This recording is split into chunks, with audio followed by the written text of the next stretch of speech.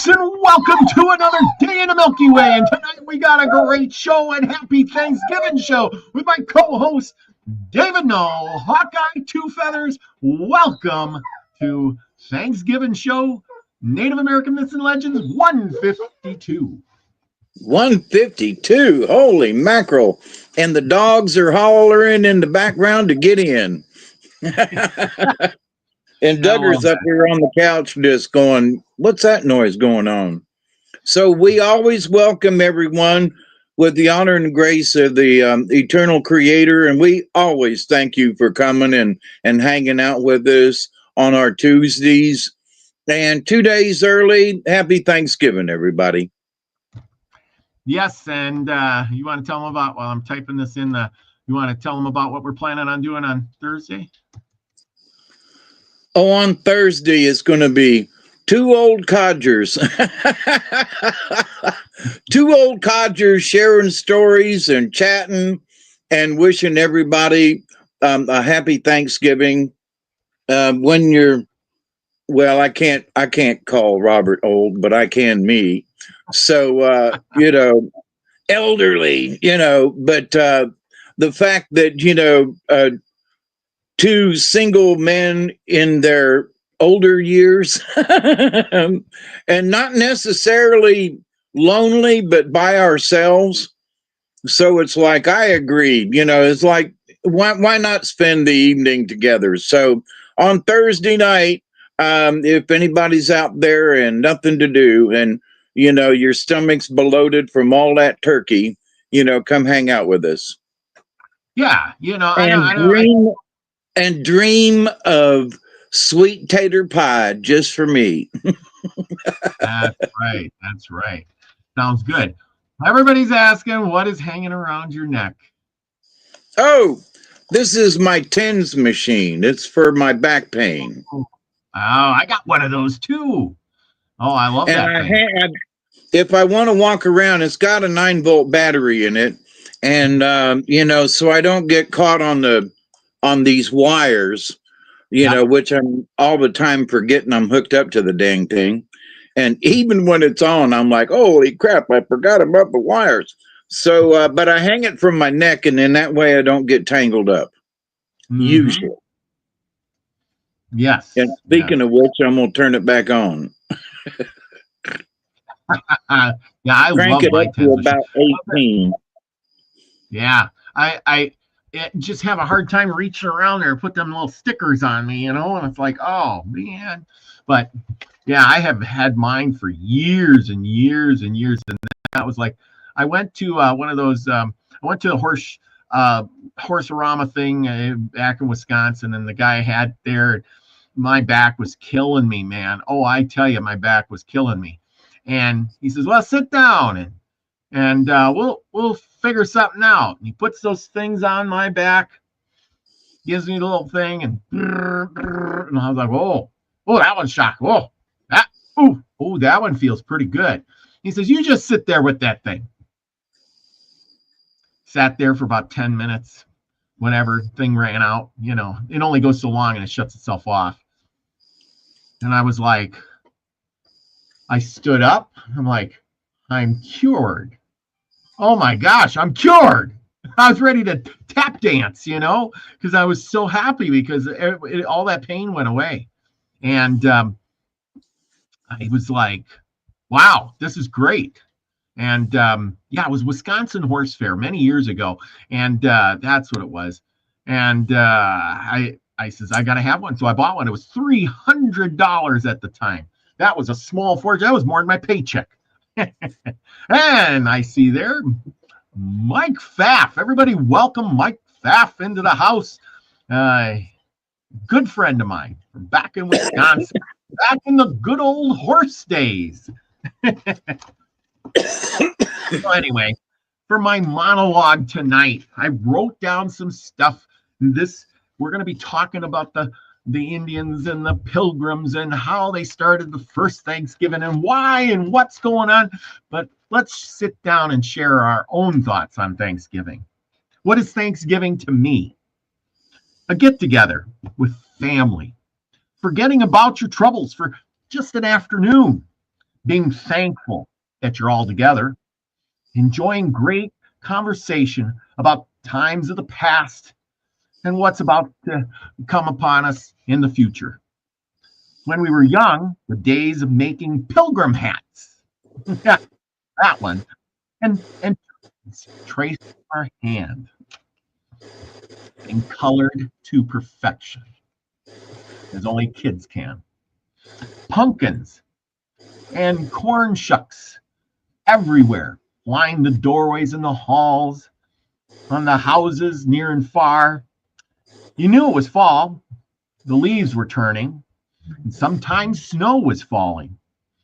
But the smell of pumpkin pie baking in the oven, I just couldn't wait for my piece with a big dab of whipped cream on the top. After dinner, Dad would turn on that football game, All American, and us kids would play. Mom and Grandma, they would put away the leftovers and clear the table for the later board games, or maybe even a card game to follow, accompanied by more sweet treats and more pieces of pie. I love that. Those were the days. Oh, yeah, those were the days of the past. Yeah, they started somehow, some from unknown tradition, passed down many generations from the pilgrims and the Indians to us here, even though I've never met a pilgrim or an Indian. I was so happy to celebrate giving thanks. And there's where we leave off. What is Thanksgiving all about? Where did it come from? Who started it? Who recorded the first Thanksgiving? And there we go. And who promoted it? Yes, who promoted it? And why? Well, anyway, I hope you all had a nice Thanksgiving like that when you were younger, got together with your family and friends, or grandmas and grandpas, aunts and uncles. Chloe says, for the real true story. Yeah, when I was a kid, we just celebrated Thanksgiving, giving thanks. We made those, when I was a kid, we make those pilgrim hats and dance around. Woohoo, we're pilgrims. We're going to have Thanksgiving. I didn't even know why I'm doing it. And down here in the South, with pine cones, we made turkeys. Oh, really? That's cool. We made feathers in the back of the pine cones, and you put a turkey head on the front of it, and depending, you added legs to the turkey pine cone.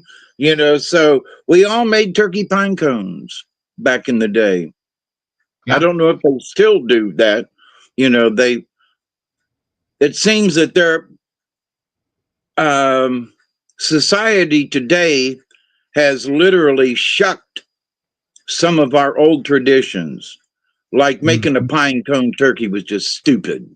Period. It's just stupid. Well, we made them because it was something to do. It was it was a couple of days before Thanksgiving in school, before you got out of school, and it was a thing, and people got to cut out stuff with cardboard, and construction paper, and you got to color and do and whatever, and for whatever reason, it was artistic, and it was, eye-hand coordination. But nowadays those kinds of things aren't important. So I miss my pine. I should make a pine cone turkey just for the heck of it. Yeah, there you go. Show everybody what a pine cone turkey looks like. Maybe. I don't know if folks make them anymore, to be honest. I don't know. I'd like to see one. Savage Lee says bobbing for apples, not very popular any longer for some reason. I think that's like a Halloween thing now. Yeah, so anyway, a pine cone turkey sounds fun, says F Kitty. Glitter and glue day. Yeah, glitter and glue. Scotty Boy says, yeah, he got drunk watching football, ended up fighting before dinner was even served.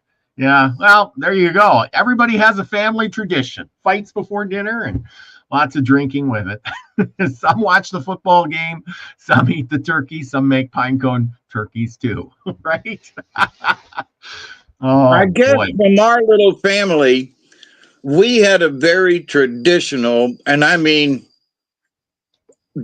not quite, what you see on television with all of the fixings, but the fine china was brought out that time of year. Yep. There was a big turkey for everything. There was certain things that were cooked that were only cooked around Thanksgiving. So it was like, ooh, I can't wait to have some of that. You made homemade ice cream outside with the old hand crank churn, Oh, so yeah. you could have ice cream on your pumpkin pie if that's what you know, pumpkin pie a la mode. You had to have it with, homemade vanilla ice cream. Boy, was that good. But when I look back at the time, it was just Thanksgiving dinner to Yeah. us, and we didn't have candles, but we did put a tablecloth out. We did put two tables together so all of us could sit around at one time. We did all, and so it was that thing. But when I look back on it, there are some folks who didn't have what we had. It wasn't anything special.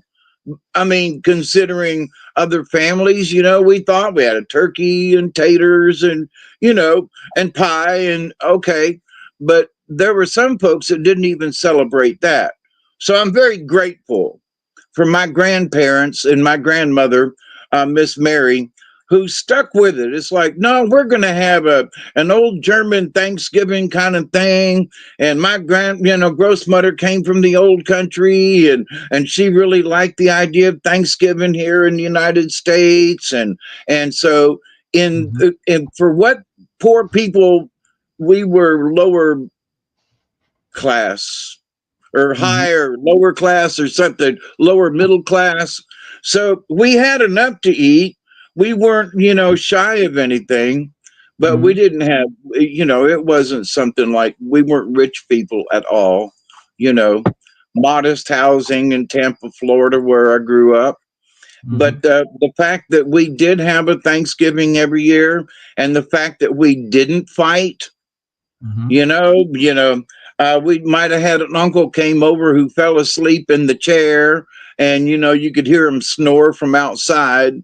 But us kids, in Florida during this time of year, most of the time it was clear, and we went across the street and played in the park, and so it was a fun time. We were out of school, and it was cool in the afternoons, and so it was a fun time for us.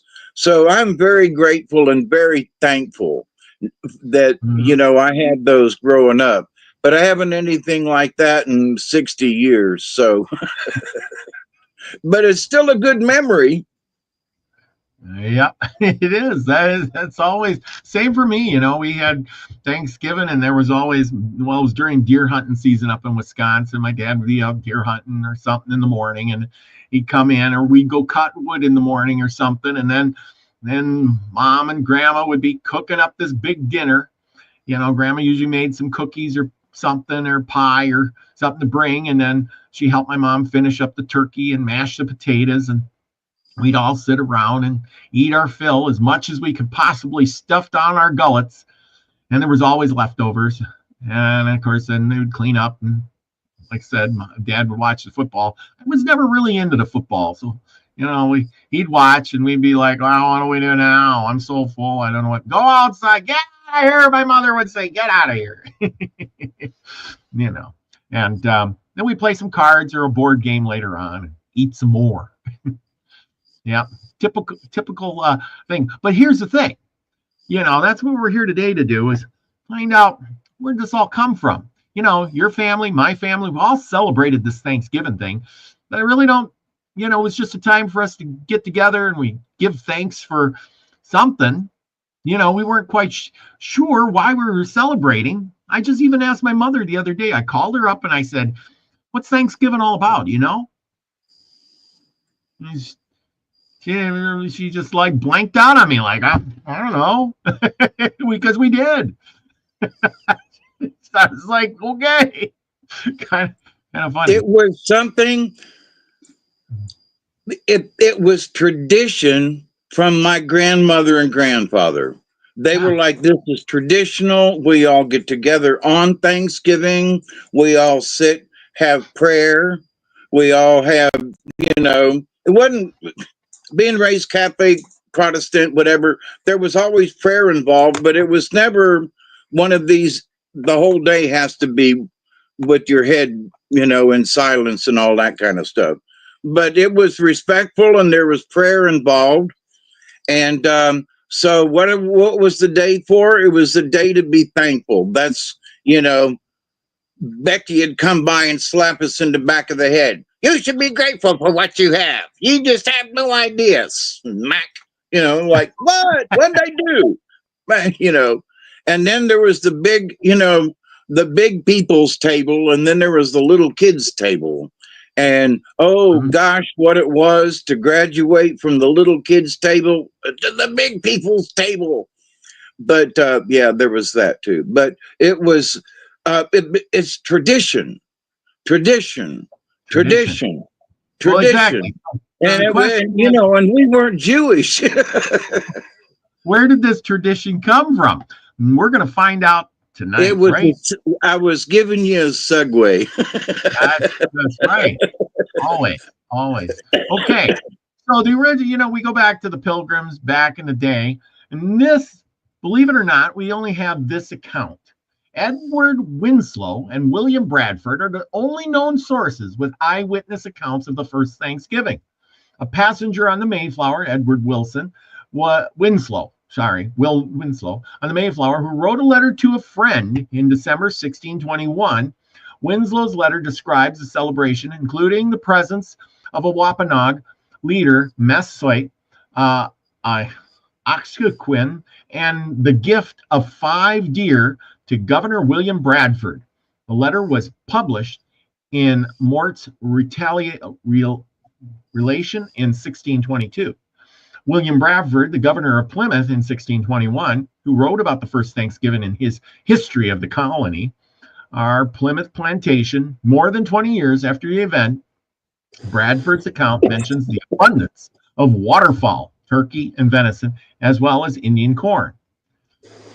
Other than these two accounts, there are a few first-hand accounts of the first Thanksgiving. However, the holiday has been depicted in many different ways over the centuries in paintings, drawings, statues, stories, and performances. Of course, we all know that.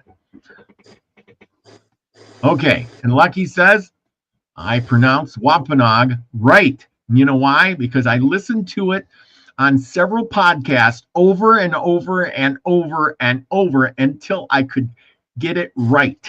And that's how that happened. Okay.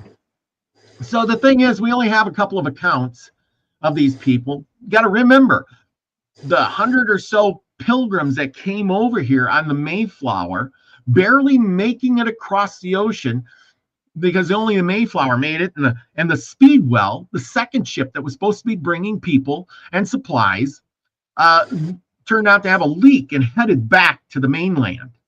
Not faring well for the people on the Mayflower. And on the Mayflower's way, about halfway through, there was a big storm which cracked one of the main beams in the ship.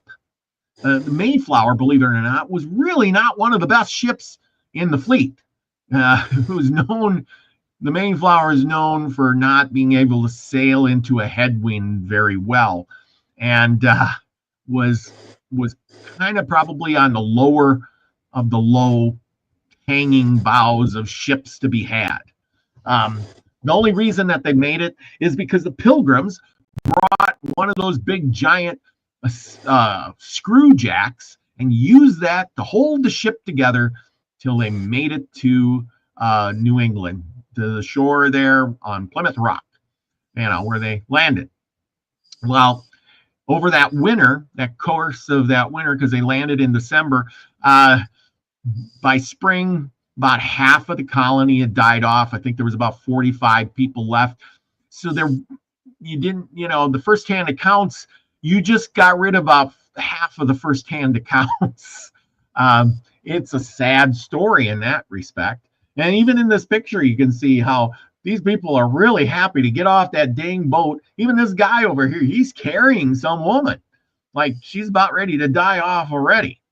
Uh, I mean, this really tells you a lot. That's just this picture. This guy here, he's giving thanks. This guy here is looking like, I want to see what's going on. There's a man in the back with a pickaxe and a shovel. He's saying, I'm going prospecting. And these women over here who are just giving thanks, they're done with that voyage. When it all boils down to it, these people, the ones that survived, were tough. That first Thanksgiving, well, it isn't quite what you think it might be. We think, oh, you know, they were celebrating, they invited the Indians over. Not so. And yes, so, all at the same time. What happened is the pilgrims that were there, they were having a harvest and they decided to celebrate. And remember, pilgrims are like Puritan people. They didn't celebrate anything. They were known for their, you know, we don't celebrate Christmas because it doesn't say to celebrate Christmas in the Bible. We don't celebrate this. We don't have fun. You can't do anything unless it's giving, you know, thanks to God. Put it slightly. Anyway, Puritan people were really strict. And what do you got to say? One of the things that most people aren't aware of, coming home from the doctor yesterday, driving down the road, coming home from town, I'm looking on both sides of the road and I'm like, you know what? The peanut harvest is in. Almost all the cotton has been combined and the harvest is in. And so and the corn's been combined, all the other vegetables and everything's in.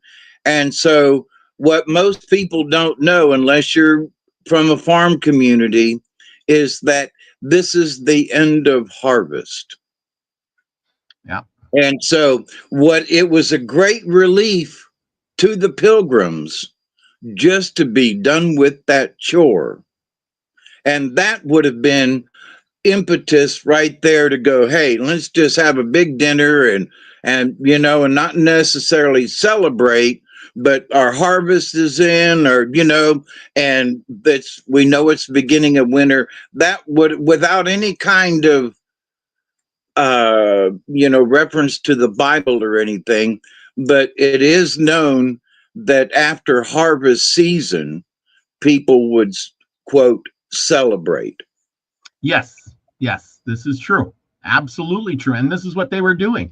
They were celebrating the one few times, and they actually didn't just celebrate one day, they celebrated 3 days. And during this time of the 3-day celebration, they attracted the attention of the Indians, not by calling out and saying, hey, come on over.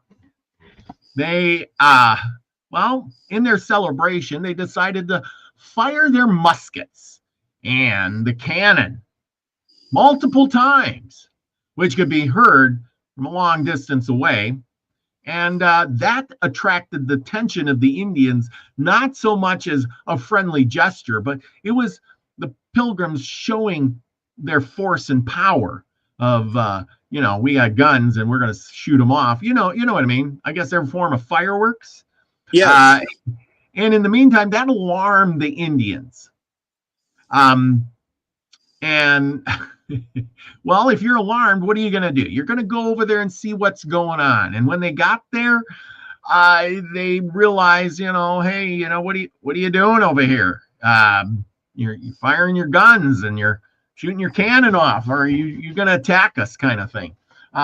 Wasn't quite the case, but it was all at the same time. I mean, we think of it one way, but it was a form of aggression. The Indians did show up.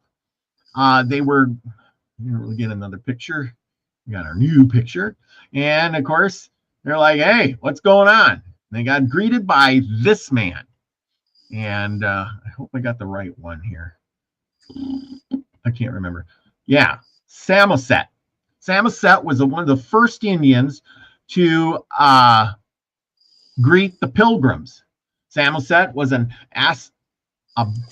Bascanine Sagamore, and the first American Indian to make contact with the Pilgrims of Plymouth Colony in New England. He startled the colonists on March 16, 1621, by walking into Plymouth Colony and greeting them in English, saying, "Welcome, Englishmen." So there you go. You got Samoset.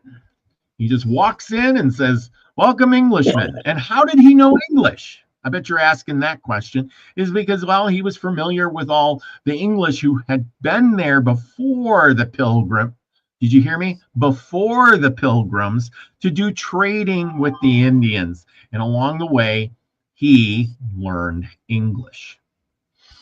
Now, he wasn't the only guy to learn English either. There was others who learned English and could speak with the Indians. The Pilgrims. So those Indians weren't so damn dumb after all, right? They learned English. That's right. They could speak several languages. I'm sure they spoke more than one Indian language too. Probably French too. Probably. The Native American tribe that significantly helped the Pilgrims were the Wampanoag people, who taught them how to farm. So we think that these Pilgrims showed up off the boat. They're just right away, they're farmers. And here we go. Here's your Pilgrims. They show up, a gun in hand, a big Bible, a wife, and a kid. And we're ready to farm. Let's go. Yeah, it's almost like, people think that they unloaded their John Deere tractors and went right to work. That's right. Let's cut down some trees and build some houses. And, it probably wasn't as good as they expected the houses to be. As but you can also, see we tend to think that they knew how to farm. And being able to plant corn is not farming. No. Just because you can grow corn does not mean you're a farmer. And they probably didn't know how to grow corn, because that's what the Indians taught them. But I mean, so they weren't very skilled. No, because this was new. Corn was new to them. Remember, they were bringing the seeds and vegetables of their homeland, and the native vegetables and seeds were from this land, which the Indians helped them grow. So let's get on with this. And they taught them how to farm, and ultimately leading to the story of the first Thanksgiving. The leadership, the Wampanoag leader Massasoit played a key role in establishing a peace treaty with the Pilgrims. And that treaty lasted a good 50 years, one of the longest standing treaties with any of the English in history. And that lasted up to King Philip's War, which we'll talk about sometime soon. Their survival skills. The Wampanoag taught the Pilgrims how to plant the corn, hunt local animals, and gather food sources. The Wampanoag Squanto, he was another English-speaking man of the natives. Wampanoag man named Squanto, who had previously been captured and taken to England, returned to the area and acted as a crucial interpreter between the two groups.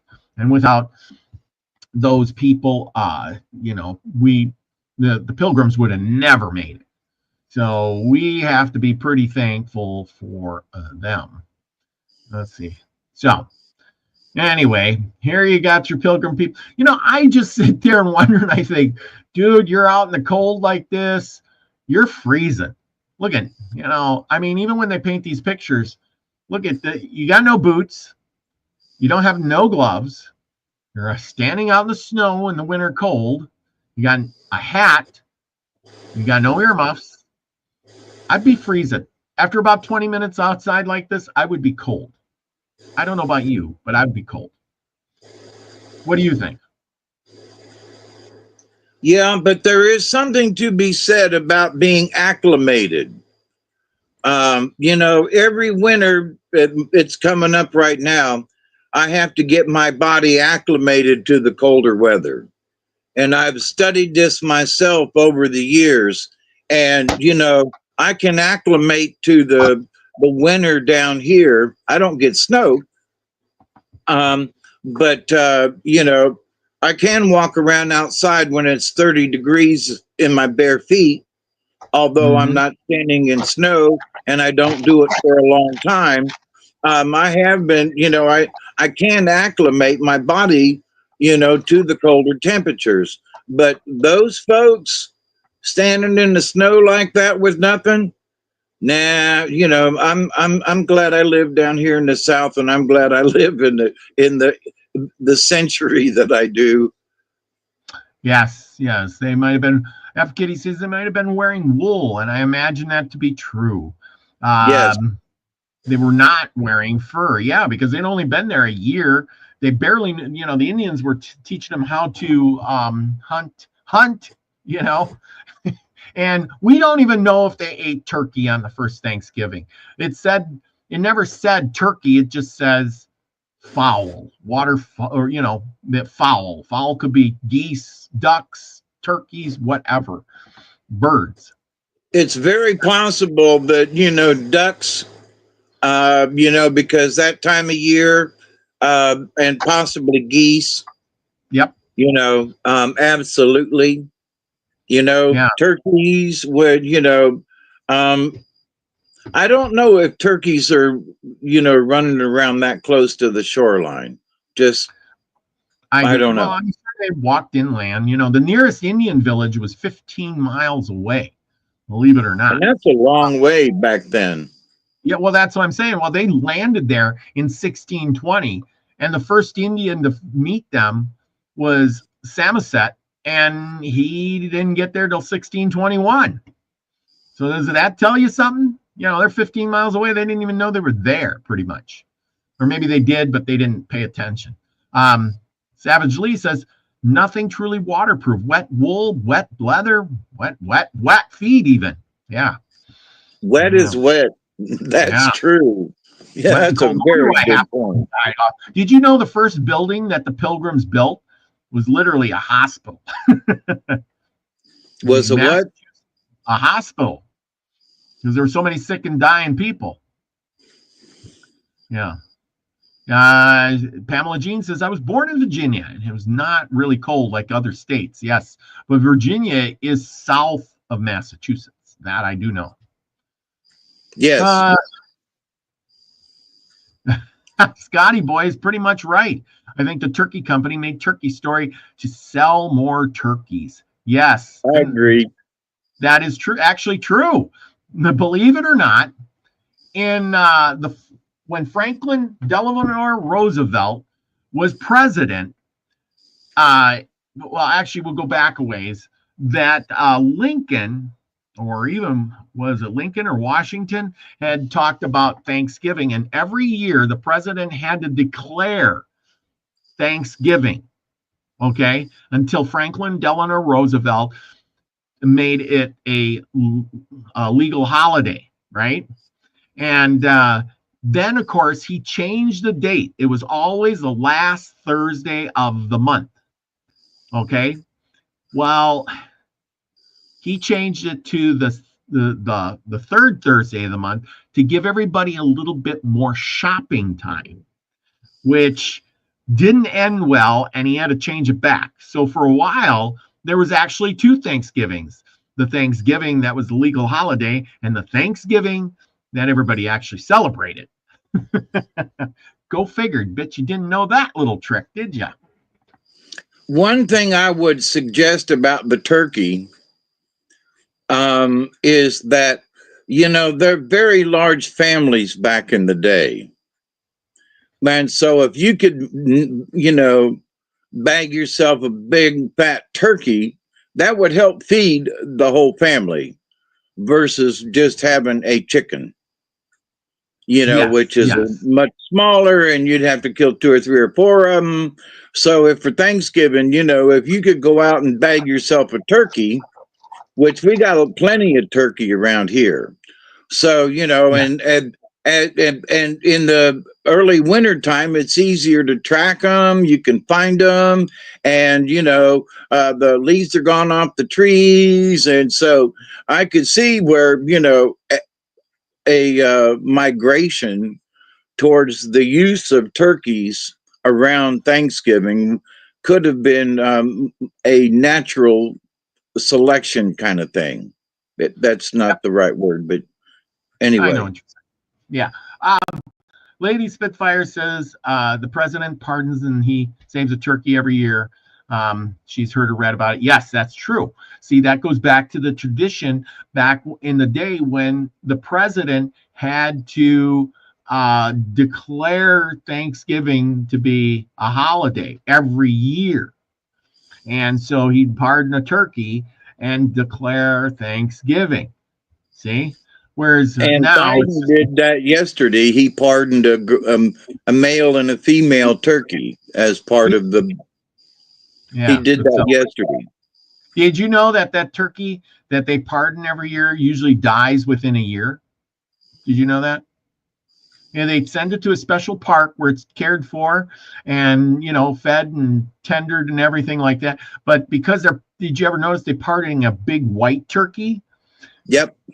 And that a big white turkey is bred for food. Yep. And because of that, it grows so fast and everything. Eventually it gets so big and fat that it just dies. Believe it or not. Yep. I've had some of the special grown chickens from around here. Yeah. And they were so stupid they didn't know how to eat. Because they were only stayed in one place and ate out of a trough. When they were outside, even though I had a pan and food right next to them, several of them died within the first 2 days. Oh yeah. What because they were too stupid to even get up and go get a drink of water. And turkeys are not real bright, by the way. They can literally, if it rains real hard, they'll look up at the sky to see where the rain's coming from and drown. They will. I had them do that. I had a big rainstorm and my turkeys were all outside. And when I got done, I had 5 dead turkeys. How about that? Yep. I thought it was. Years ago, a friend of mine told me, and he was always in for practical jokes. And he goes, "No, I lost 12 turkeys in one day from an afternoon rain shower." And I was like, "What?" And he wasn't joking. I was like, "Holy crap!" So, but anyway, yeah. Yes. Well, and that's the thing is, you're right. Turkeys, these bred turkeys are not the smartest thing. Anyway. And conversely, wild turkeys are smart, boy. Let me tell you. Yes, they are very smart. Oh gosh, I can't remember the name of that lady. I thought I had it here somewhere, but there was a lady, and she ran a paper, and she really promoted the thing of being Thanksgiving, and she convinced Lincoln to declare and celebrate the first, declared Thanksgiving. Otherwise, people actually, where it all came from was the fact that Thanksgiving was celebrated apparently by the Pilgrims, and it was passed down from that era. Believe it or not, for about 40 years, the English came over from the years 1620 to about 1640 or 1660. The English were coming over here to the colonies in the droves. And somewhere along that line, the flow of new immigrants stopped dead in its tracks when there was a population of about 27,000. And from there, this was what I found so interesting, is from that point, those people literally, populated themselves from that 27,000. They populated without much immigration, put it that way. There wasn't like stopping of the immigration. It was just slowed down to a real trickle from a gushing waterfall. But here's the interesting part of that is when they had these traditions of that fall harvest celebration that they were all celebrating, that they didn't really know why, because they were it was that season and that's what they did. That migrated. And remember, just the celebrating the harvest. Yes. Well, that celebration of the harvest trickled on over as the people moved west. So did that tradition. And of course, the people in the east migrated to the Midwest. Remember, we talked about how they went to the Ohio Valley, and from the Ohio Valley, they migrated to the Mississippi. And from there, they crossed the plains into California for the Great Gold Rush. And they brought that tradition with them. And eventually, during the Civil War years, this lady, she convinced Lincoln to declare Thanksgiving as a national holiday.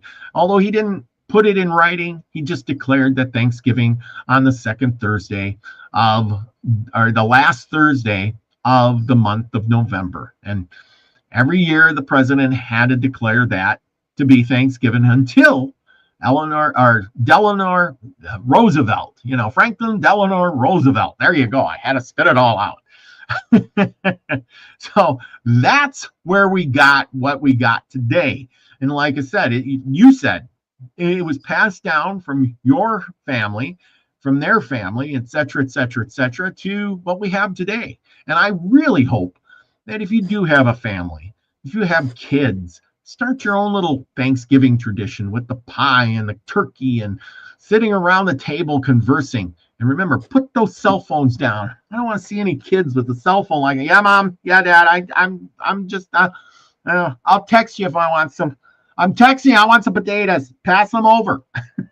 Don't do that. Put the phones down, right? Right.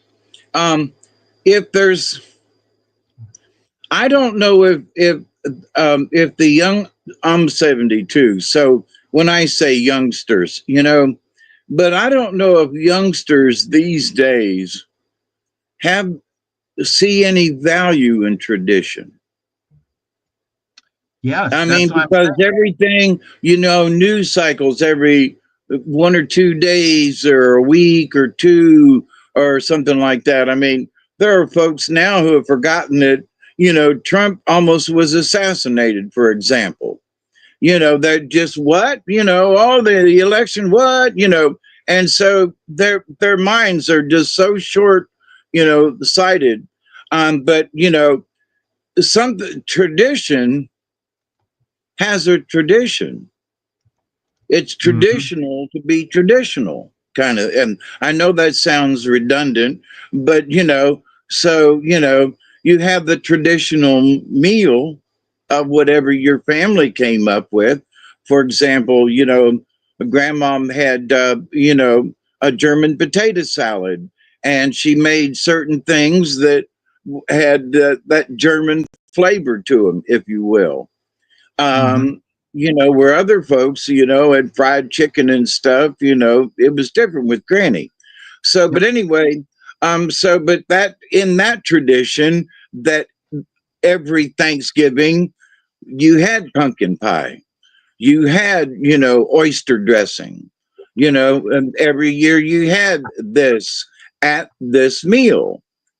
So there was not necessarily did other families have the same menu, but the menu that was established within the family became that tradition.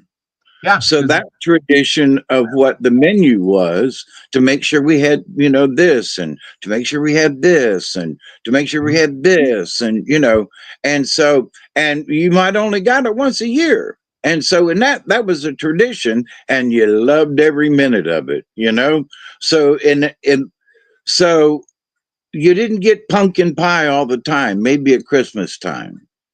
But so you savored that pumpkin pie with that homemade ice cream, But so the tradition of Thanksgiving being every year, third weekend, so etc. That's a separate tradition carried on by different cultures and whatever. And apparently it's gotten picked up around the world. So there is a day of Thanksgiving. Well, for that, I think that's great because everybody can sit down and say a prayer that the world will make it another year, Yeah. and with as little blood loss as possible, Oh, yeah. Yeah, no, I agree. I mean, it's great to have a day of Thanksgiving, and most people forget about it because they're working or doing something, and they just forget about like having a good tradition. That's what it's all about. Family and friends, thanking for having what you have, that harvest, the food on the table, the friends and family, that you're all healthy and well. People forget about that. Forget about your worries and troubles, the bills and everything for one afternoon, because it's not about that. It's being thankful that you have what you have. And over the last few years, I've lost many friends due to old age and whatever, the COVID and other things, And so I talked with a friend of mine yesterday. He called me up and he's still breathing, which is one of those things. He was like, man, he didn't know I'd been in the hospital several times, and he'd been in the hospital with open heart surgery. I honestly thought he was dead, but we're still here, and so for me, not having any family nearby, and the extended family I have here have their own families, Now, my buddy Rob down the road, he'll usually on the Sunday after, or maybe Saturday, he'll have all the extended family will come over and he'll have a fish fry or something, So, but it used to be for me, because I had such a traditional Thanksgiving every year,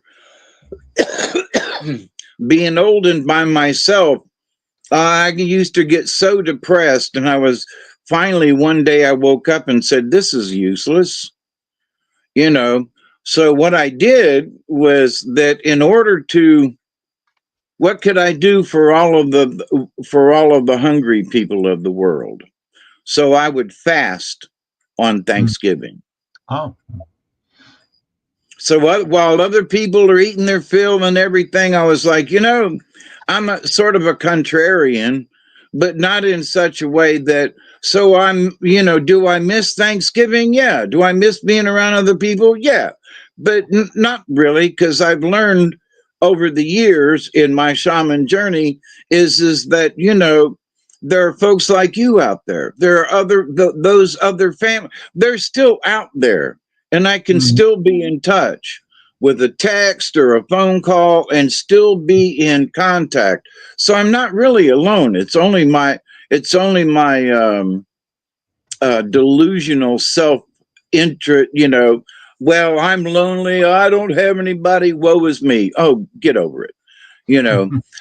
Because there's so much to be grateful and thankful for. It's like, why make it about yourself when the whole idea of Thanksgiving was to share? So for me, every Thanksgiving for quite a while now, I usually don't eat a whole lot on Thanksgiving. And there are some times I'll just make up my mind, well, I think I'll just fast for today. Now, with all the medicines I take, I got to eat a little something. But rather than going all out, and like I was thinking about doing some baked chicken or something this year instead of turkey. But, at the same time, I'm thinking, yeah, well, maybe we should just go ahead and fast again like we normally do, have done over the years.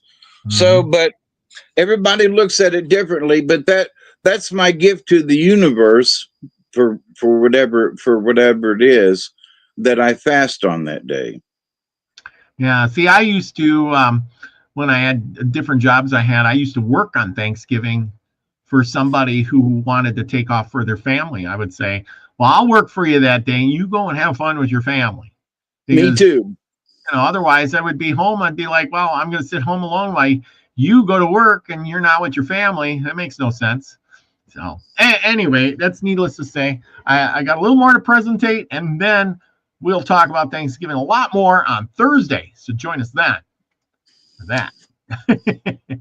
Okay. The Wampanoag people saved pilgrims. The Wampanoag people, the first people of the first light, if you didn't know what that means, are responsible for saving the pilgrims from starvation and death during the harsh winter 1620 to 1621. The age-old Wampanoag respect for nature and for the using of the bounty of the land. Of course, that's what the Indians do. They live off the land and the sea, which, they were by the seashore, makes it possible for the Wampanoag people to share their provisions with the pilgrims. Their generosity is the basis for the story of the first American Thanksgiving. We have lived on this land for thousands of generations, they say, fishing in the waters, planting and harvesting crops, hunting the four-legged and the winged beings, and giving respect and thanks for each and everything taken for our use. We were originally taught to use many resources, remembering to use them with care, respect, and with a mind towards preserving some for the 7 generations of unborn, and not to waste anything. Seems that was Nemeset Wampanoag. He was another chief of the Wampanoags. So, like I said, we learned about these people. The Wampanoag tribe had its own agenda, though. There was an agenda for these people, believe it or not. The freedom-loving colonists, in real life, the Wampanoags had a problem, and they didn't even know how to fix.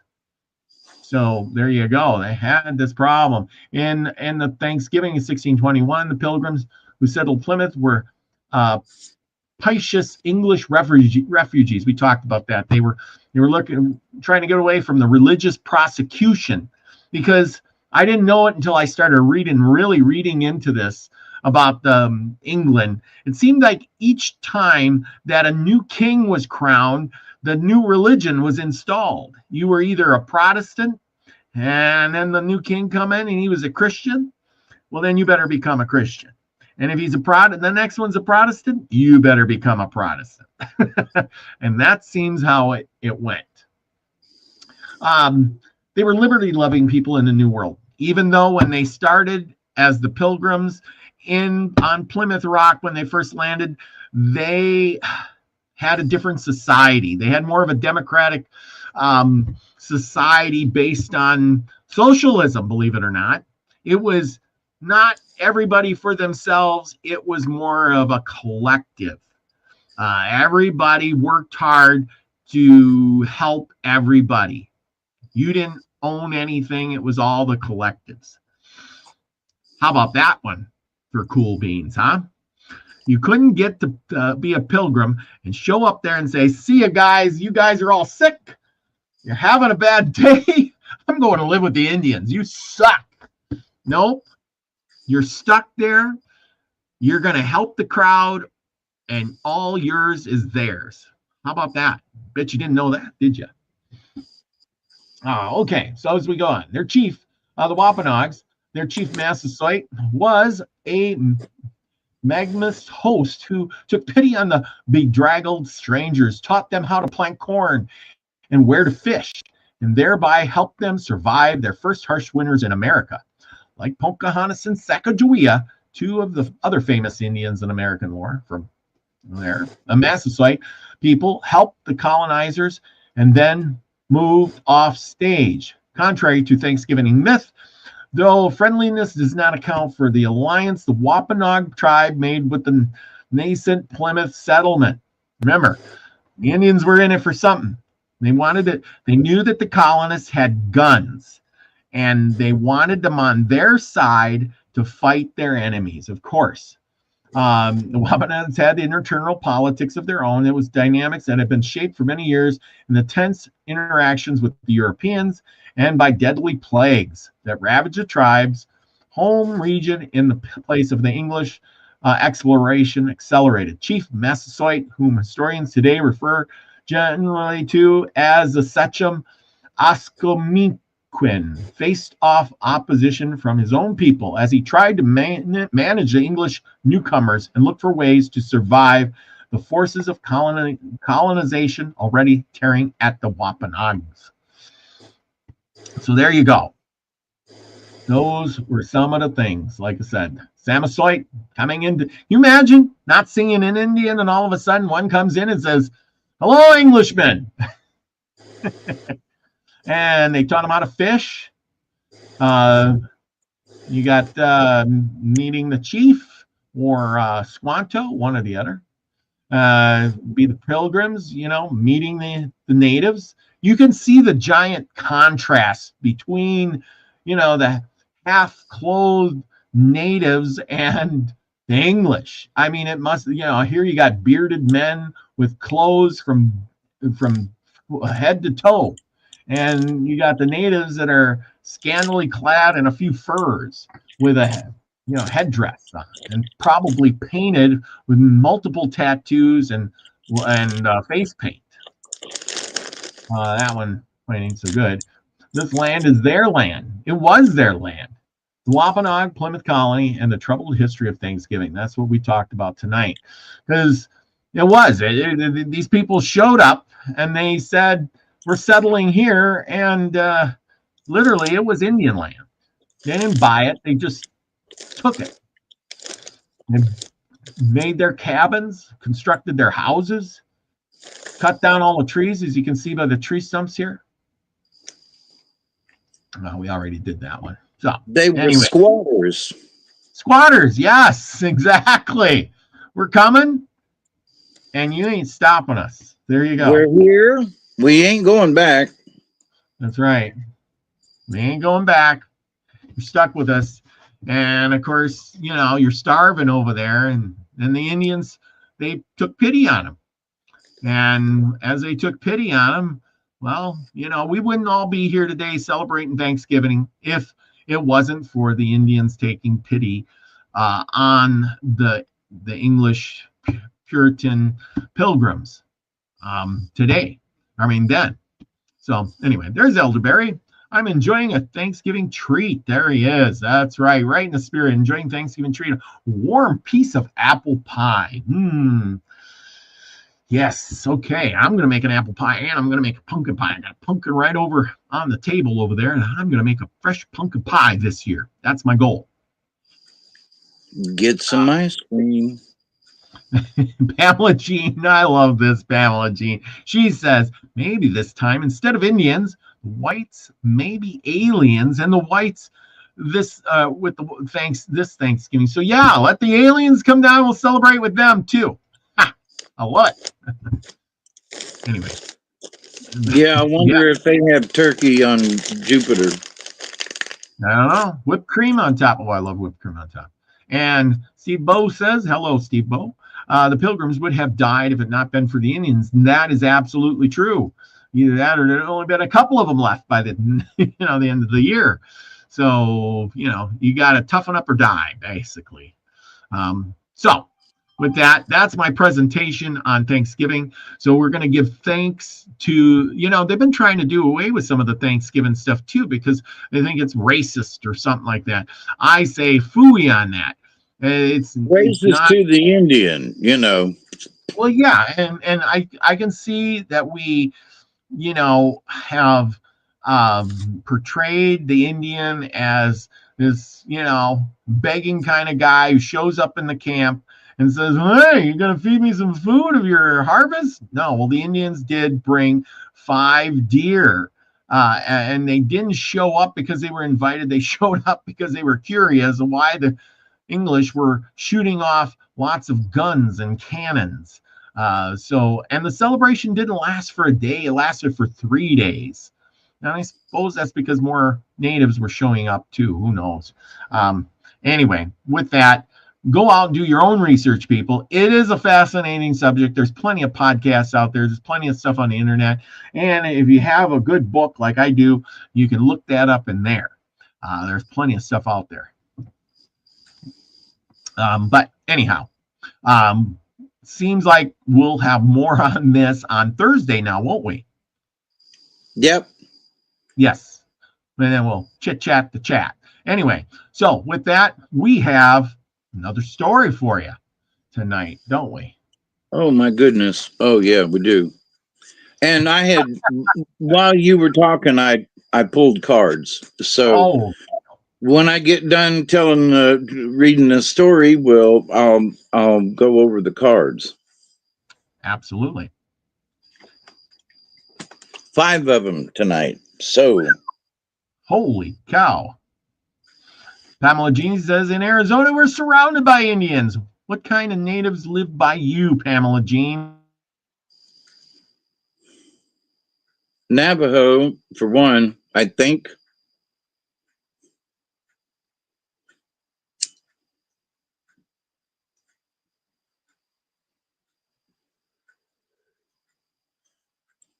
Navajo, I had some Navajo friends of mine, so, and they were from the Four Corners area there, New Mexico, Arizona. Mm-hmm. So let me get my little cursor thing ready. Oops, wrong way. Okay. Oh, yeah. Lady Spitfire says, yes, cards. Glad I stayed. Yes, there's always cards, Lady Spitfire. Always cards. As long as Hawkeye is here, there will be cards. Yep.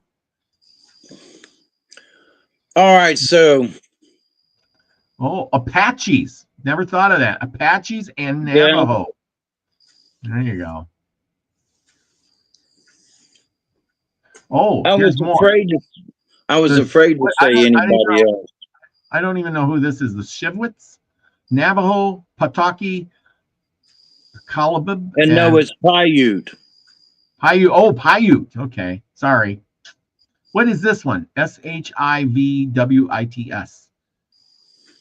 I don't know. Navajo, Paiute. I don't know. The print is really tiny for me.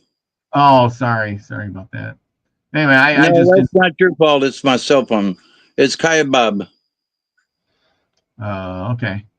Oh, Navajo and the Paiute. Yeah, I was thinking Paiute just before you put that in there. Yeah, Lucky says there's 22 tribes of Hopi. Oh, that one I didn't catch. Hopi, Navajo are the most well-known. Hopi, Navajo, Apache, yeah. Savage Lee says, I am an Okie. We have Kiowa and Comanche here. Oh, okay. And also, if we go back into some of the things that we did in our previous episodes, there's also a large portion of that land that was Cheyenne. Oh, yeah, Cheyenne.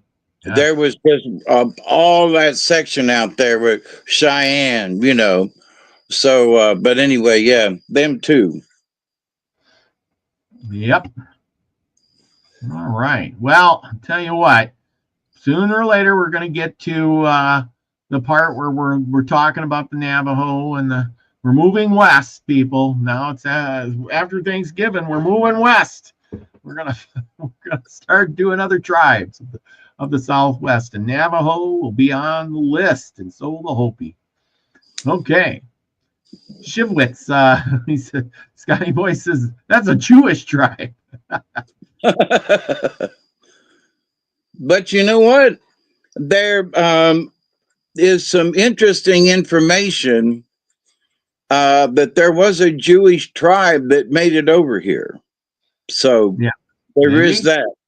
Yeah. Also, since we're just talking about different things, there in the news this week was the city of St. Louis, Missouri, has given back one of the mounds back to the native folks, because St. Louis is built around, and we covered it a long time back, the Mounds area there around St. Louis and southern Illinois and Indiana there. Yep. The conjunction of the Missouri and the Mississippi and the Ohio rivers. And so, but they gave one of the mounds back to the native folks, and they're going to turn it into a cultural center and so forth. So that's good to know that that's just one small incident that can make up maybe in a small way for the tragedy. Also, here in the state of Georgia, the mounds in Macon, they want to make into a national park instead of just a state park, which is interesting. I've been to the mounds before, and I really want to go back, but it's a lot of walking involved, and I don't do walking very good anymore. So I'm like, what can I do? But it's interesting. They want to make it a national park and preserve, and which would give it more preservation. Although the state of Georgia, they're serious about their mounds. They don't want folks messing around and stuff.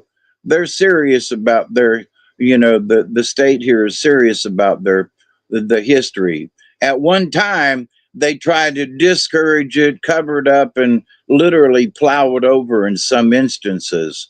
But, after at least the turn of the, 19th century, they started paying a lot more attention and weren't near as abusive to the Indians and so forth. And so, and if anything, they've done their best to try to preserve the mounds and so forth. Etowah Mounds, yeah, is very cool. Yeah, I've been there too. But the fact that they decided to make, and I can't think of the name of the mounds there in Macon, but the fact that they want to make it a national park, that's cool. So anyway, there's good news on the Indian front, if you will. Yep. Absolutely. Well, are you ready? The stage is yours. Okie doke. Let me get a swallow of coffee and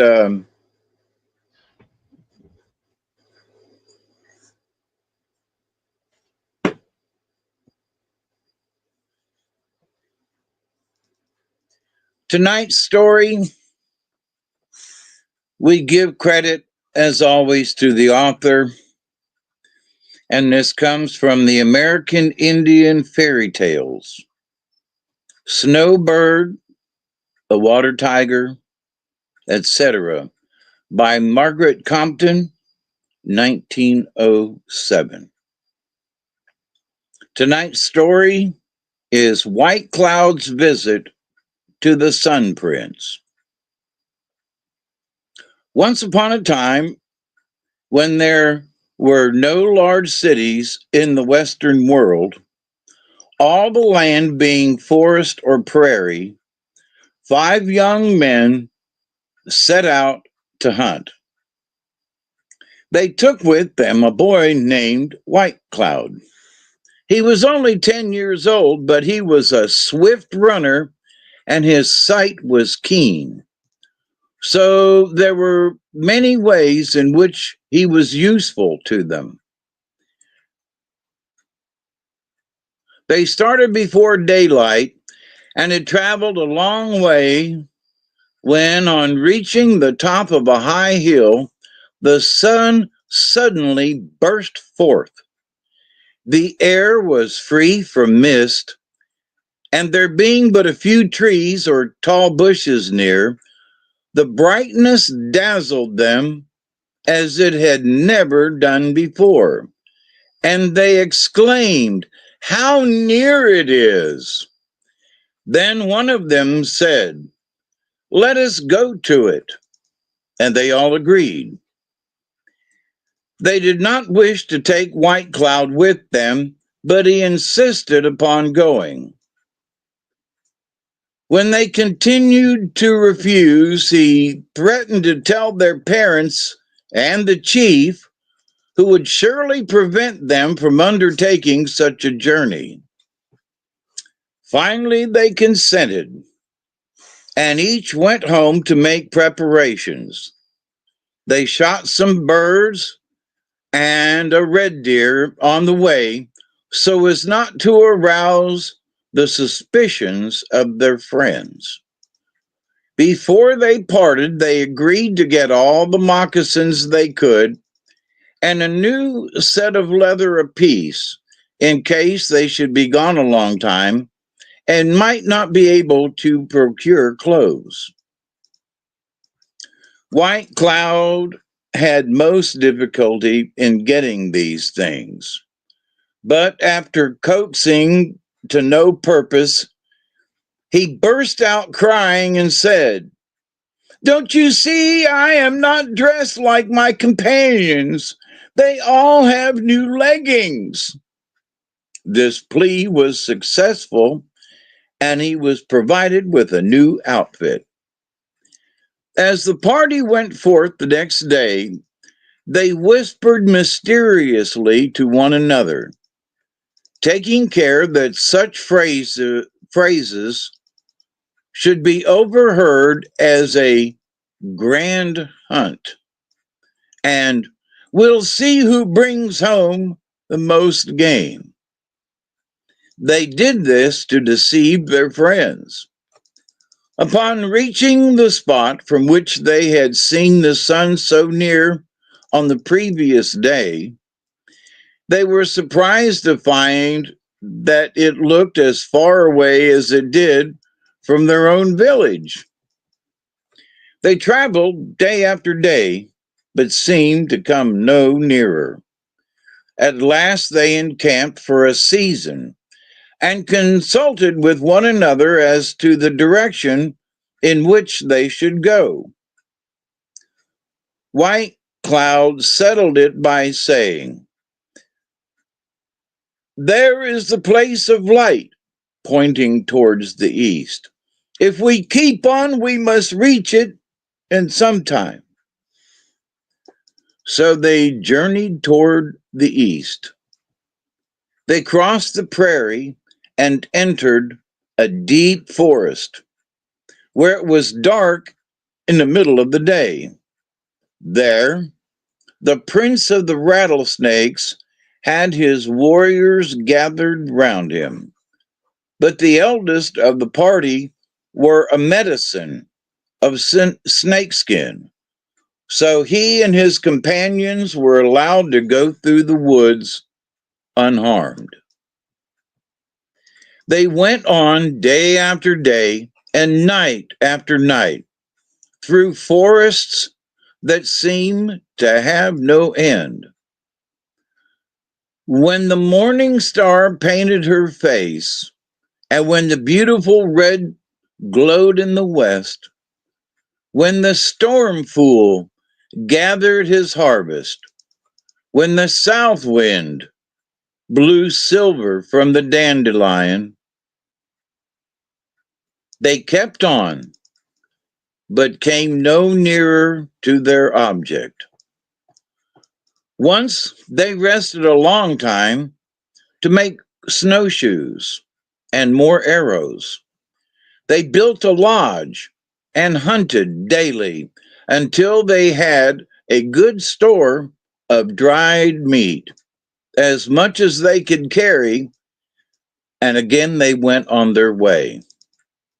After many moons, they reached a river that was running swiftly towards the east. They kept close to it until it flowed between high hills. One of these they climbed and caught sight of something white between the trees. They hurried on and rested, but little that night, for they thought surely the white line must be the path that leads to the splendid lodge of the sun. Next morning, they came suddenly in view of a large lake. No land was on any side of it except where they stood. Some of them, being thirsty, stooped to drink. As soon as they had tasted, they spat out the liquid, exclaiming, "Salt water!" When the sun arose, he seemed to lead forth out of the farthest ways. They looked with wonder. Then they grew sad, for they were as far away as ever. After smoking together in council, they resolved not to go back, but to walk around the great lake. They started towards the north, but had only gone a short distance when they came to a broad river flowing between mountains. Here they stayed the night. While seated round their fire, someone thought to ask whether any of them had dreamed of water. After a long silence, the eldest said, "I dreamt last night that we had come wrong, that we should have gone towards the south. But a little way beyond the place where we encamped yesterday is a river. There we shall see an island not far out in the lake. It will come to us, and we are to go upon it, for it will carry us to the lodge of the sun." The travelers were well pleased with the dream and went back towards the south. A few hours' journey from their old camp brought them to a river. At first they saw no island, but as they walked, they came to a rise of ground, and the island appeared to them in the distance. As they looked, it seemed to approach. Some were frightened and wanted to go away, but the courage of White Cloud shamed them. And they waited to see what would happen.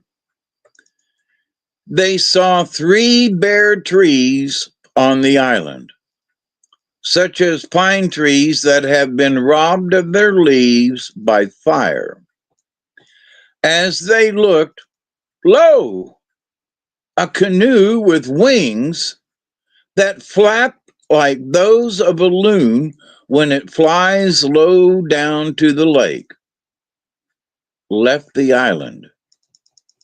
It came swiftly over the water, and when it touched the land, a man with a white face and a hat on stepped upon the shore and spoke to them, but they could not understand what he said.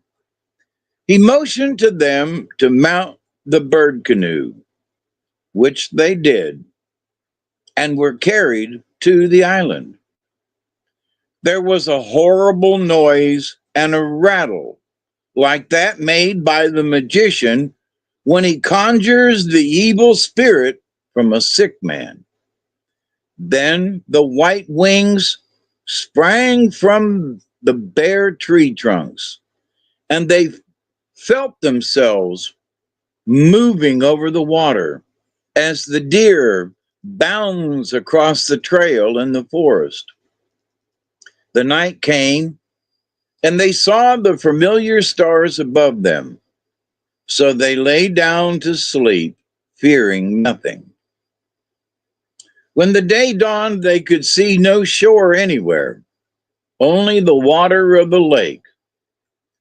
The pale faces were kind, and gave them food and drink, and taught them words such as they said to one another. One moon had passed, and another had come and nearly gone, when the pale-faced chief said they would soon find the shore, and he would take them to his prince, who would direct them to their journey's end. The prince lived in a beautiful lodge of white stone. The walls were of silver, hung with silver shields and arrows. His throne was of white horn, carved with many figures. His robe was ermine, and he had many sparkling stones in his headdress. He talked to White Cloud and listened to the story of their wanderings, their dreams, and their disappointments, and spoke gently, trying to persuade them to give up their purpose. "See," said he, "here are hunting grounds, and fat deer, and game, and fish enough for you, and none shall make war or trouble you. Why go further?" But they would not stay. Whereupon the, the prince proved himself a magician, for he told them in what direction they should go and what would befall them. At the last, they would come to the wigwam of the great wizard, Tangled Hair. They would hear his dreadful rattle 3 days before they reached his lodge, and the wizard would do his best to destroy them. The prince tried again to keep them, but as they would not stay, he gave them presents of food and clothing, and his warriors led them to the end of his country.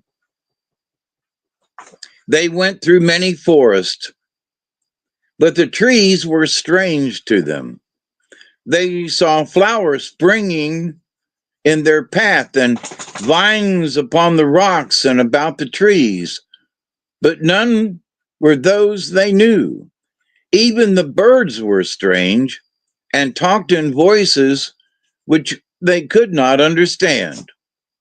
But all this made them believe they were getting nearer to the Sun Prince. After many moons, the clothing which the Prince of the Pale Faces had given was worn out, so they put on their leather dresses again. Hardly had they done this when they heard a fierce rattle and knew that they were near the wigwam of the wizard. The noise was dreadful and seemed to come from the center of the earth. They had traveled far that day. The group had been rough and the ground had been rough and stony, and in many places covered with water through which they had been obliged to wade. They lighted a fire and sat down to dry their clothes and to rest. The noise of the rattle continued and increased so much that they broke up their camp and went toward the place which they knew must be Tangled Hair's lodge. It was not a wigwam, but a lodge with many fireplaces, and it had eyes which glowed and glared like their campfire. 2 of their travelers wished to go back or to try to get around the lodge. But White Cloud said, "Let the wizard see we are no cowards." So they went up to the door. There, they were met by Tangled Hair himself, who said, "Welcome, my grandsons." When they were seated in his lodge, he gave each some smoking mixture, and as they sat and smoked, he said that he knew their history and had seen them when they left their village. He took the trouble to do this so that they might believe what he was about to say. "I do not know that all of you will reach your journey's end, though you have gone 3/4 of the way and are very near the edge of the earth. When you reach that place, you will see a chasm below you and will be deafened by the noise of the sky descending upon the world. It keeps moving up and down. You must watch, and when it lifts, you will see a little space. You must leap through this, fearing nothing, and you will find yourselves on a beautiful plain. The wizard then told them who he was and that they had no near to fear him if they were brave men. He was not permitted to help weak men and cowards. When the first arrow of daylight came into the lodge, the young men started up and refused to rest longer. So Tangled Hair showed them the direction they were to take in going to the edge of the world. Before they left, he pointed out a lodge in the shape of an egg, standing upon its larger end, and said, "Ask for what you want, and he who lives in that lodge will give it to you." The first two asked that they might live forever and never be at want. The third and fourth asked to live longer than many others and always be successful in war. White Cloud spoke for his favorite companion and for himself. Their wish was to live as long as other braves and to have success in hunting that they might provide for their parents and relatives. The wizard smiled upon them, and a voice from the pointed lodge said, "Your wishes shall be granted." They were anxious to be gone, more especially when they found that they had been in Tangled Hair's lodge not a day, as they had supposed, but a year. "Stop!" cried Tangled Hair.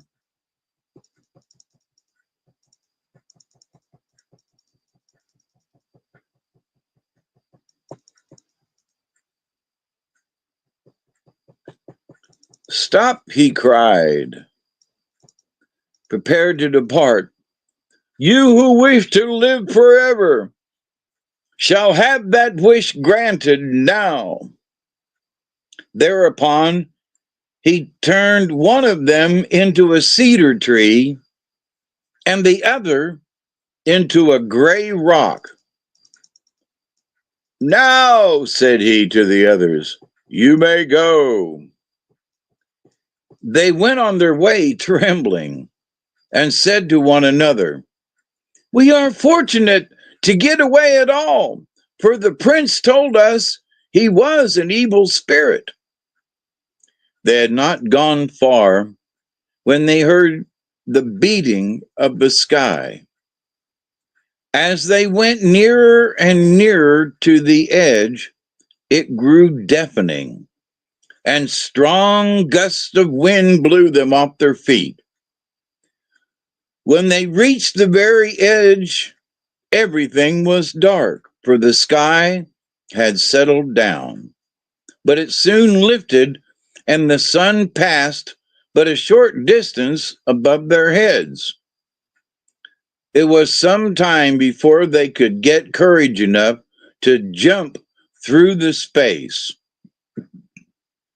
White Cloud and his friend at last gave a great leap and landed on the plain of which they had been told. "Leap, leap quickly," called White Cloud to the others. The sky is on its way down. They reached out timidly with their hands, but just then the sky came down with terrific force and hurled them into the chasm. There they found themselves changed into monstrous serpents, which no man could kill, so their wish was granted. Meanwhile, White Cloud and his companion found themselves in a beautiful country lighted by the moon. As they walked on, all weariness left them, and they felt as if they had wings. They saw a hill not far off and started to climb it, that they might look abroad over the country. When they reached it, a little old woman met them. She had a white face and white hair, but her eyes were soft and dark and bright in spite of her great age. She spoke kindly and told them that she was the princess of the moon, and they were now halfway to the lodge of her brother, the Sun Prince. She led them up a steep hill, which sloped on the other side directly to the lodge of the sun. The Moon Princess introduced them to her brother, who wore a robe of a rich golden color and shining as if it had points of silver all over it. He took down from the wall a splendid pipe and a pouch of smoking mixture, which he handed to them. He put many questions to them about their country and their people, and asked them why they had undertaken this journey. They told him all he wished to know, and in return asked him to favor their nation, to shine upon their corn and make it grow, and to light their way in the forest. The prince promised to do all these things and was much pleased because they had asked for favors for their friends rather than for themselves. Come with me, he said, and I will show you much that you could not see elsewhere. Before starting, he took down from his walls arrows tipped with silver and with gold, and placed them in a golden quiver. Then he set out on their journey through the sky. Their path lay across a broad plain covered with many brilliant flowers. These were half hidden many times by the long grass, the scent of which was as fragrant as the flowers it hid. They passed tall trees with wide spreading branches and thick foliage. The most luxuriant were on the banks of a river as clear as crystal stone, or on the edge of little lakes, which in their stony trails look like bowls of water set there for the use of a mighty giant. Tribes of waterfowl flew about, and birds of bright plumage darted through the forest like a shower of arrows. They saw some long, low lodges with cages filled with singing birds hanging on the walls, but the people were away. When they had traveled halfway across the sky, they came to a place where there were fine, soft mats, which the young men discovered were white clouds. There they sat down, and the Sun Prince began making preparations for dinner. At this place there was a hole in the sky, and they could look down upon the earth. They could see all its hills, plains, rivers, lakes, and trees, and the big salt lake they had crossed. While they were looking at a tribe of Indians dancing, something bright flew past them, downwards through the hole in the sky, and struck the merriest dancer of them all, a young boy, son of a great chief. The warriors of his tribe ran to him and raised him with great cries and sounds of sorrow. A wizard spoke, told them to offer a white dog to the Sun Prince. The animal was brought, and the master of the feast held the choicest portion above his head, saying, "We send this to thee, great spirit." And immediately the roasted animal was drawn upwards and passed through the sky. Then the boy recovered and went on dancing. After White Cloud and his companion had feasted with the Sun Prince, they walked on till they saw before them a long slope that was like a river of gold, flowing across silver sands. "Keep close to me," said the Sun Prince, "and have no fear. You will reach your home in safety." So they took hold of his belt, one on either side of him, and felt themselves lowered as if by ropes. Then they fell asleep.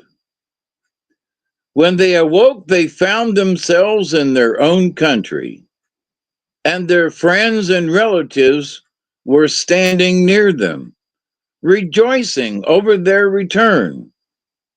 They related all their adventures and lived many years in honor and in plenty, the Sun Prince smiling upon them in all their undertakings.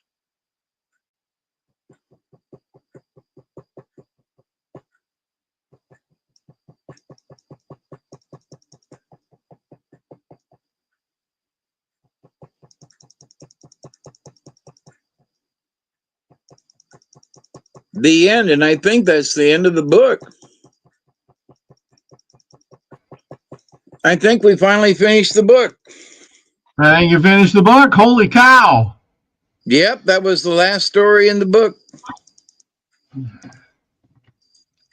And then, like he says, and then she chopped off his head. And they lived happily ever after. So isn't that interesting that last week I read the story of Tangled Hair. Yeah, I remember that. Mm-hmm. So, so in that, Tangled Hair went off and he tried his best not to be mean anymore. And so these gentlemen met him during that time when he had settled down and tried to undo some of his mean and nasty ways. But one could say that, he cheated them fellas, turned one into a stone and the other into a tree. But they got their wish, you be careful of what you wish for. Yeah. But anyway, so wow, that the end of the book and the end of the story, both at the same time. How about that? Yeah, it's a good one. So, yep, I like it. So anyway, Nina says, have a good night, everyone. Check out our new holiday merch, believe it or not. And that is a good one because if you go, you can see of all things, get ready for the holidays. And here we go. We got, oh, wait a minute. I forgot to do the stop sharing. I'd always do this wrong.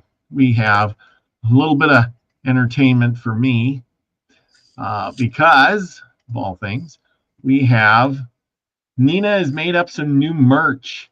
And if I can turn up the volume here, I don't know how I turn up the volume. Oh, here. There we go. Guess what? Smiling Face is on another shirt with the Anacorona symbol for holidays.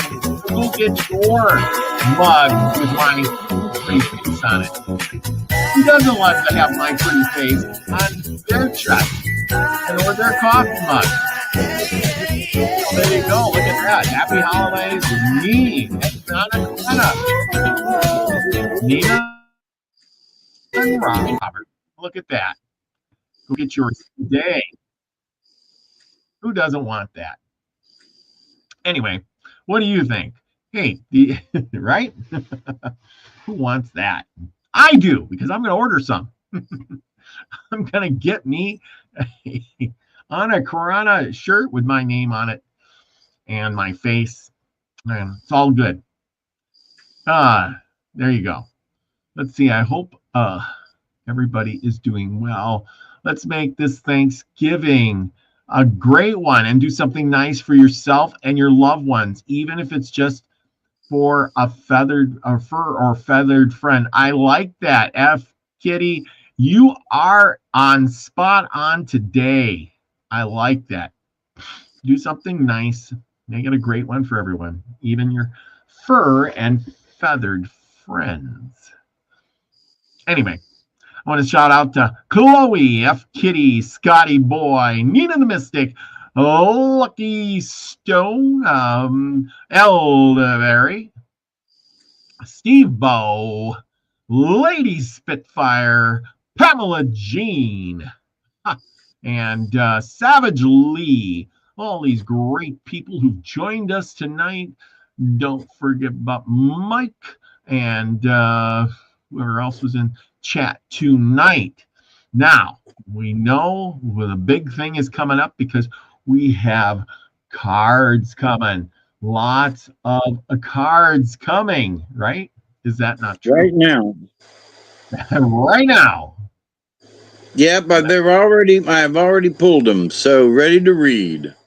Okay, well, you tell me what they are and I'll start put them up on screen. We've got turtle and eagle and squirrel and whale and hummingbird.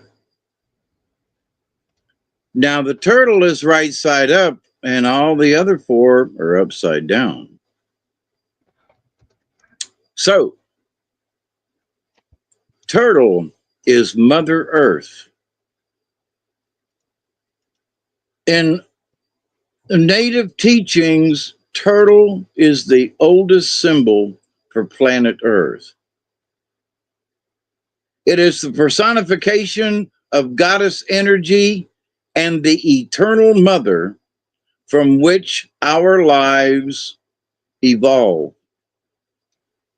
We are born of the womb of the earth, and to her soil our bodies will return. In honoring the earth, we are asked by turtle to be mindful of the cycle of give and take. To give back to the mother as she is giving to us. Now, interesting, give and take with Thanksgiving, 2 days away. If you have chosen the turtle symbol, you are being asked to honor the creative source within you, to be grounded to the earth, and to observe your situation with motherly compassion. Use the water and the earth energies which represent turtle's two homes to flow harmoniously with your situation and to place your feet firmly on the ground in a power stance. Turtle buries its eggs buries its thoughts like its eggs in the sand and allows the sun to hatch the little ones. This teaches you to develop your ideas before bringing them out in the light.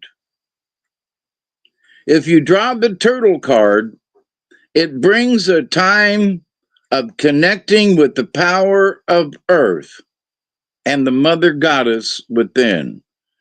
This is a reminder of the ally you have in Mother Earth. It does not matter what situation you have created or you find yourself in, ask her for assistance and abundance will follow.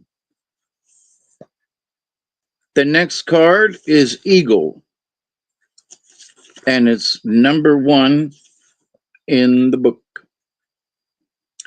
Eagle is spirit. I think I pulled this last week.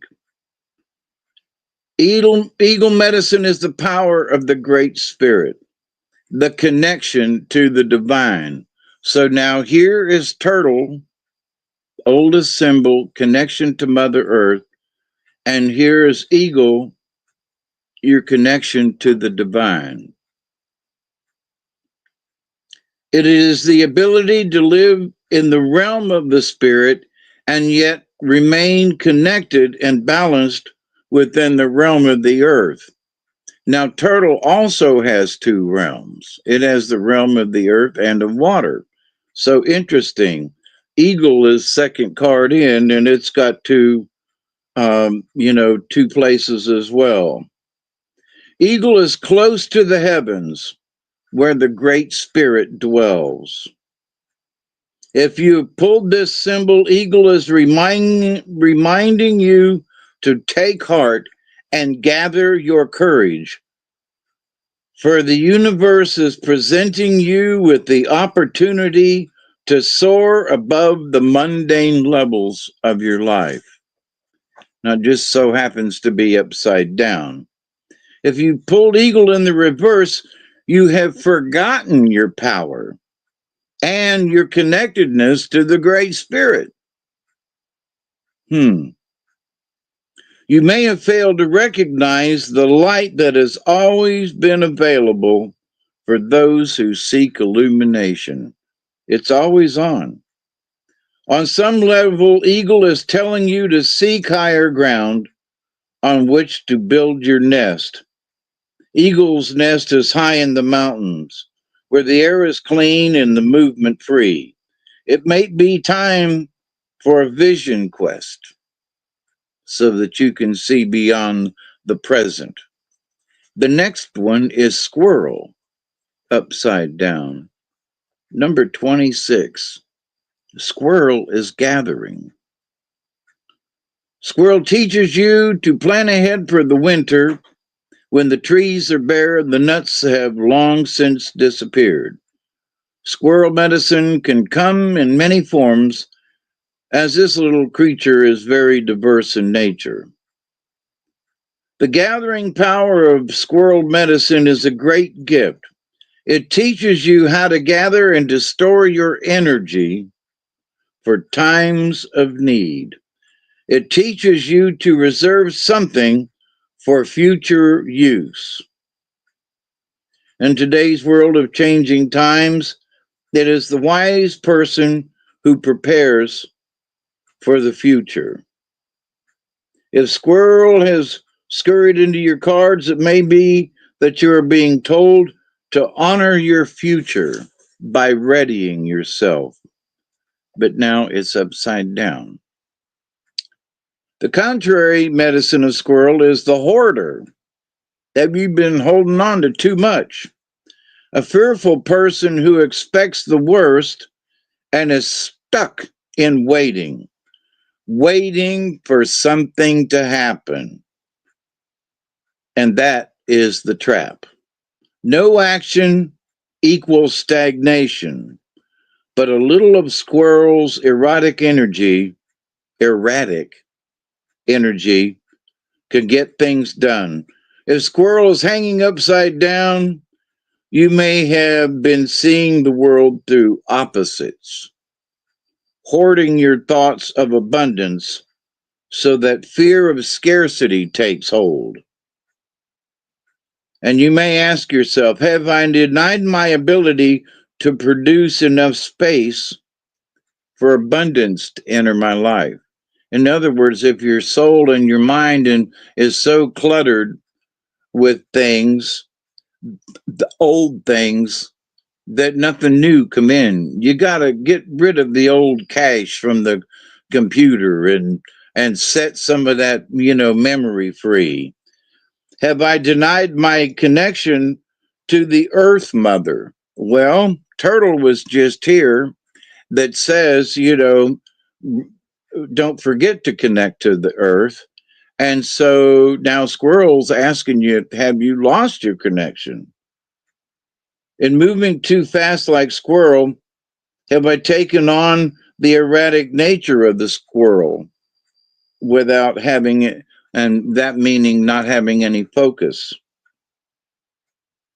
And one other thought from the squirrel might be that, am I leaking energy to worrying about everything rather than gathering power and self-confidence? That's an interesting one. So now the next one is Whale upside down. It's number 41. I went right to it. Whale is the record keeper.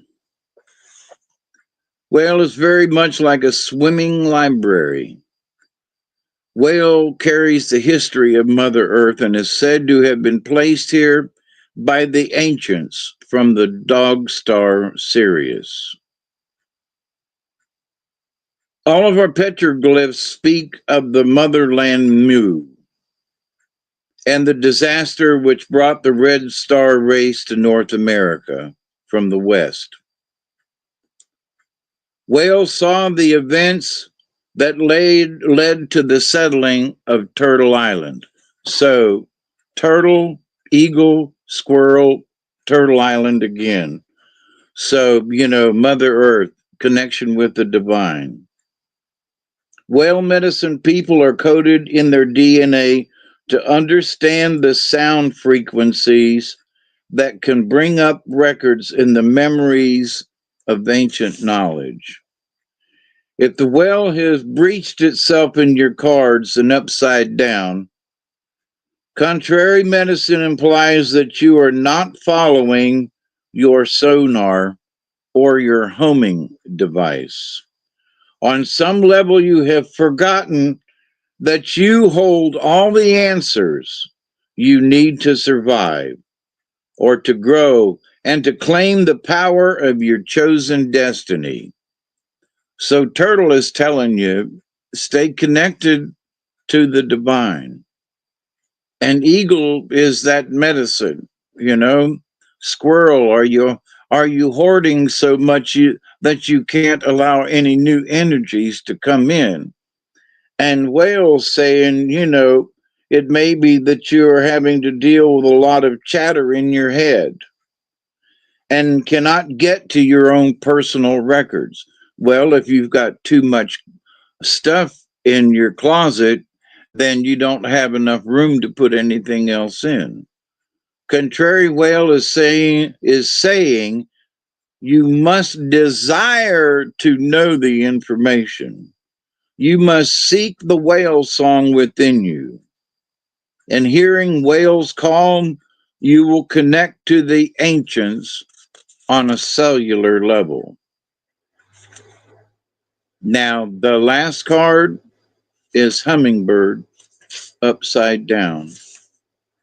Hummingbird is joy. Hummingbird is associated with the ghost shirt religion, which taught that a certain dance done properly would bring about the return of the animals. The songs of Hummingbird awakens the medicine flowers. Hummer sings a vibration of pure joy. Flowers love Hummingbird because nectar sucking brings about the reproduction of their families. Because of the magical qualities of hummingbird feathers have been used in the making of love charms over the many years. If hummingbird has flown into your cards, get ready to laugh musically and enjoy creator's many gifts. However, this card's upside down. If contrary hummingbird is in your cards in any configuration, it speaks to you of matters of the heart. How has or why has your heart closed? Have you done something callous to another? The contrary hummingbird may presage sorrow and the inability to see the many blessings we two-leggeds have been given, and the primordial beauty that surrounds us. If contrary hummingbird sings its forlong song, perhaps you should journey into your personal pain and know that your sorrow is your joy in another direction. So there may be folks out there that are by themselves on Thanksgiving. And this is one of those things that you can say, but hummingbird is joy, but yeah, but if that joy is upside down and, it can be misconstrued, but, pain is just another way of, looking at the joy in another direction. And so with the whale song, be grateful. So, interesting message this week with the cards. And I do think that the spread is related to Thanksgiving. So It did kind of sound like that, didn't it? it does, with squirrel, make room for, for more love. And, eagle, yeah. And Mother Earth, stay grounded, Mm-hmm. Absolutely right. Stay grounded. Love Mother Earth. It's a win-win. Can I make a sort of half-ass promise right now? Yeah. Maybe for Thanksgiving, I'll read some cards. Oh, that sounds good. I bet you people will love that. Sort of as a thank you gift to our friends and neighbors. Yeah, we haven't done that in a while. No, I did recently on my channel. It was just sort of, a thing. Yeah, I felt guilty. Chloe made me feel guilty. Oh, yeah. No, she said she likes when you pull cards. Yep. And so we'll see what Thursday brings, okay? But I'm sitting here reading the cards and thinking, that might be a third. In between times, I'll maybe read a few cards for a few folks. So stay tuned for that. Maybe that'll be sort of like, I might not, there might be 20 people show up, and I don't know if I could do cards for 20 people. Well, I got cards too. I can pull some cards for people. Yeah, but I don't mean that. But what I meant is that maybe we could have a lottery or something. That's true. Now if only 10 people show up, we might do cards for everybody. But if 30 people show up, we could somehow come up with a lottery. Like, what number am I thinking of from 1 to 10? I keep pretty good track of that stuff. Remember, I used to do that all the time on the show. And then we kind of stopped pulling cards so much and got on with bigger, better things. I thought, people really do enjoy the cards. So it is what it is. I think everybody wants to kind of know their future in some way, shape, or form. Because we're all curious. That's one thing humans are. They're curious. So what comes next? What's around the corner? Curiosity killed the cat, but we will still look around the corner like, what's going on over there? I heard a noise. Yeah. I want to know my future. I want to know what's going to happen tomorrow. Why do you think the weatherman? I can't remember which part it is, but it's it's Swan. Swan goes to the other side, and Dragonfly is like, well, in order for you to do that, you have to accept what the great creator has in store for you. Yeah. And so it's like, there are a lot of people, well, I say a lot, there are people who try to buck the system. Oh, I don't want to do this. And then later on they end up doing it, because it seems like the universe puts you in you end up doing what you're supposed to do. Yeah, and that's the thing that makes you always wonder if things are pre-programmed or whatever. Does. No matter what you do, it always ends up where didn't want to go. It kind of forces you to do that. But anyway, we hit our 2-hour mark. We should probably sign off because we will see you here. You got a show tonight? I think I might do one, yeah. All right, everybody, head on over to David's channel over there and catch old Hawkeye. He'll be telling you some good stories and stuff. Sorry, I got to go to bed, but I'll catch the replay in the morning. But anyway, with that, now don't say things you'll get kicked off of YouTube. I'm warning you. Oh no, I'm a good boy. Good. I like to hear that. With that, everybody, thank you all for joining us tonight on our 152nd episode of Thanksgiving Cheer, and we will see you right back here next week. So go out and do something nice for Thanksgiving, and then come on and tell us all about it, because you know what? You are the frequency you want to receive. So be that frequency you want to receive. Peace, everybody. Love you all. Happy Thanksgiving. Cheers.